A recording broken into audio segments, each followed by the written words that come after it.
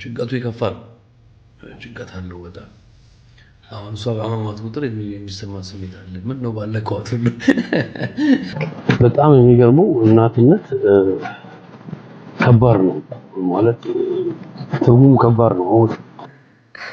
ተስቀ ሻይስምሽ ዛሬ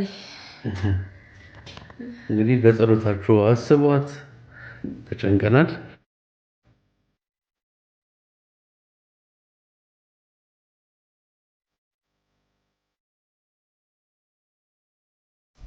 ሰላም ሰላም የዓለምና አብርሽቱ ቻናል ቤተሰቦች እንደምን አላችሁ?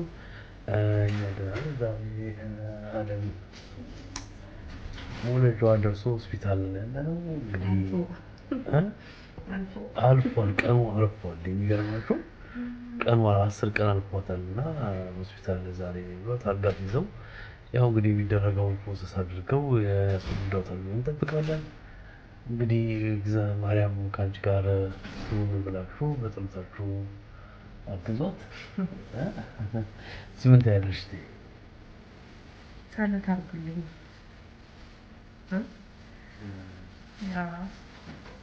ከወለድኩ በኋላ እነግራቸዋለሁ ያለውን ነገር እንግዲህ በእኔም ያለውን ነገር ራተርኩ ለእናንተ አደርሳለሁ ብዬ አስባለሁ።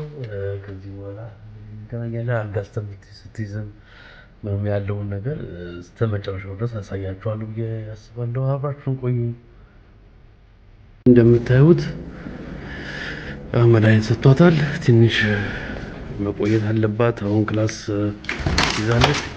እንግዲህ ለድምፅ ጥራቱ ተመልካቾቻችን ይቅርታ እንጠይቃለን። ምክንያቱም አጋጣሚ ነው ኤርፎን አልያዝንም። እና አሁን ክላሷ ስትገባ ደግሞ አሳያችኋለሁ ማለት ነው። እንግዲህ በጣም አትርሷት። አልጋ ሰጥተውናል። አልጋ ይዛለች። እንግዲህ ምን ትያለሽ? መቼ ወልዳለሁ ታስቢያለሽ? ተስቀ ሻይስምሽ ዛሬ እንግዲህ በጸሎታችሁ አስቧት። ተጨንቀናል። አሁን ምርመራው እንዳለ እየተካሄደላት ነው። አሁን ነው አልጋ ይዘን የገባ ነው። እንግዲህ ያለፍ አለፍ እያለን ደግሞ ያለውን ነገር እናሳያቸዋለን። ቤተሰቦች ለድምፅ ጥራቱ አሁንም ይቅርታ እንጠይቃለን።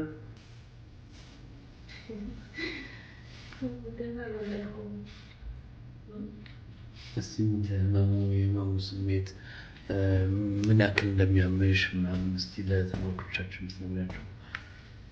የህመሙ ስሜት የሚነግራቸው እንዳይወልዱ ነው። የመጀመሪያሽ እንደመሆኑ መጠን አዎ እንግዲህ ሁሉም ሰው የመጀመሪያው ሲሆን ህመሙን በወሬ እንጂ አናውቀውም። እንደዚህ ሊያማችሁ ይችላል እና ሲሉ ነው የምንሰማው። እስካሁንም እግዚአብሔር ይመስገን ገና ነው። እንግዲህ አልመጣም ብላለች። ትንሽ በየ10 ደቂቃ ህመም ጀምሮኛል። ለዛ ነው እዚህ ያስቀመጡኝ።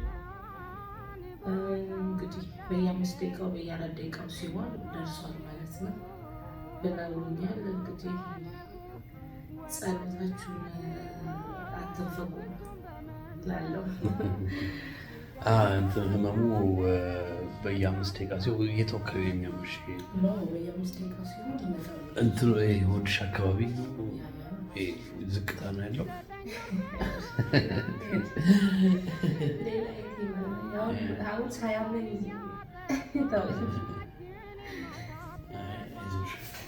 እንግዲህ ያለፍ አለፍ እያለን እናሳያቸዋለን ትምህርቶቻችን። ያው እንግዲህ እመቤቴ ማርያም ከአንቺ ጋር ትሁን።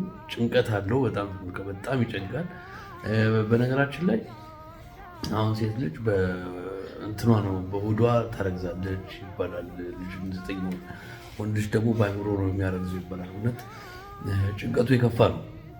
ጭንቀት አለው በጣም አሁን እሷ በአማማት ቁጥር የሚሰማ ስሜት አለ። ምን ነው ባለከዋት ሁሉ የምትልበት ነገር ያለውና እግዚአብሔር ያውቃል። አሁን እመቤቴ ማርያም ከእሷ ጋር ትሆናለች፣ እሷ ትደግሳታለች። እንግዲህ አለፍ አለፍ እያለን እናሳያችኋለን።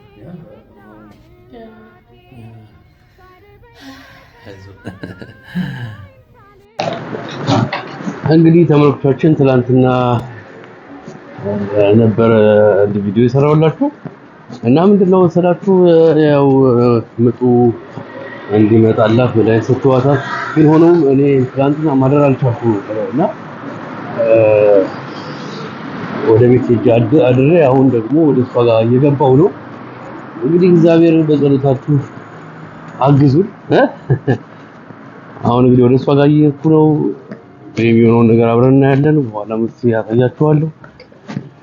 ግን ህመም አለው ብላኛለች። አሁን ደግሞ ደውዬላት ነበር። አሁን ቼክአፕ እንደገና ገብታለች። እግዚአብሔር ያውቃል ያለውን ነገር አሳያችኋለሁ። በጣም የሚገርመው እናትነት ከባድ ነው ማለት ትርጉሙ ከባድ ነው። አሁን ላይ ነው ያየሁት። በጣም ሴት ልጅ ስትወልድ ነፍሷን ነው የምትወልደው። በቃ ነፍሷን ነው የምትወልደው እና አስቸጋሪ ነበር።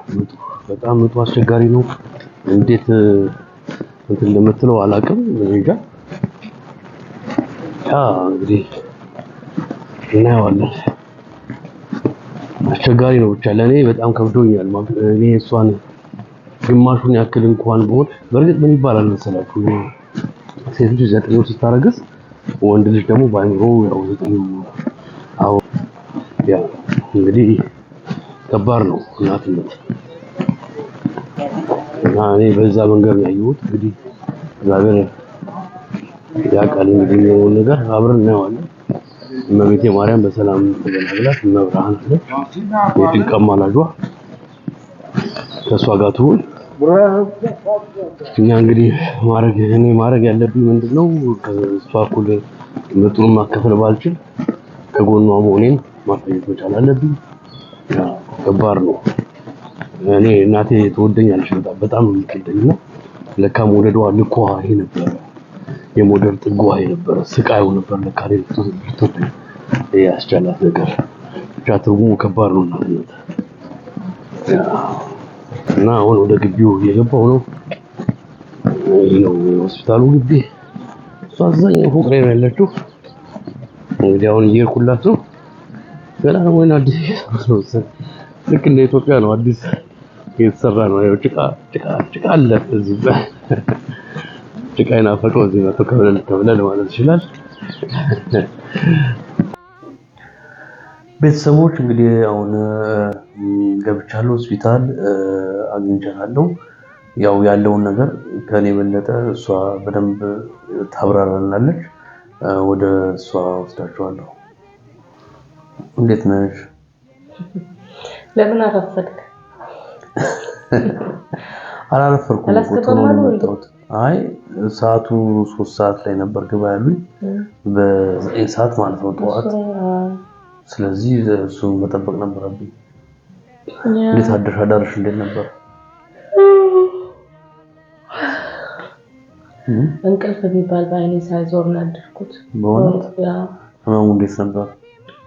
ማታ ማስታገሻ ሰጡኝና የህመም ማስታገሻ ትንሽ ህመሙ ጋር ብሎልኝ ነበር። እንቅልፌ ሁሉ መጥቶ ግን ከዛ በኋላ በቃ መተኛት ግን አልቻልኩም። ብቻዬንም ስለሆንኩ ነው መሰለኝ እንጃ ጨንቃት። ህመሙ ደግሞ በጣም ከባድ ነው። አሁን ራሱ ትንሽ ጋር ብሎልኝ ይከብዳል እና እውነት በጣም ከባድ ነው። በተለይ ደግሞ የመጀመሪያ ሲሆን በጣም ከባድ ነው።